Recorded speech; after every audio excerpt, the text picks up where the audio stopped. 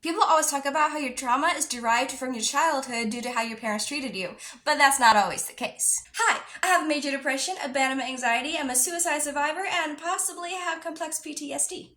So as a child, my parents were always loving and provitive. Even now as an adult, they are still very respectful and supportive of me. My core trauma actually happened when I was 10 years old, when my parents decided to take the family and move all the way to a different city. I was taken away from the only place and the only people that I ever knew. Throughout my life, I've always lived in social isolation due to being homeschooled, and so my only friends were the people at church. And that's a whole other trauma dump in itself. Living in social isolation... Why is it so hard to say?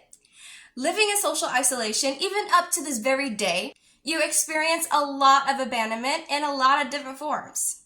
And this could be through a friend disrespecting you, a friend leaving, rejection, being deprived of the companionship that you've been seeking your entire life. And even when you do find a potential companion, he ghosts you. When I turned 16 was when I started working.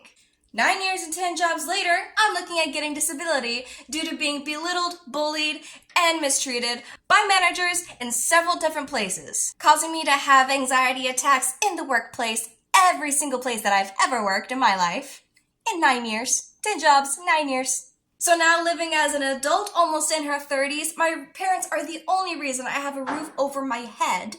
I am a maladaptive daydreamer with major depression, abandonment anxiety, I'm a suicide survivor, and I possibly have complex PTSD. All of which are not due to how my parents treated me as a child. Before I go, I would like to add one more thing. If any of these just sound totally mundane to you, 1, that's invalidating my trauma. 2, ask my freaking therapist, dude. Don't judge anyone else's story because you don't know all the details.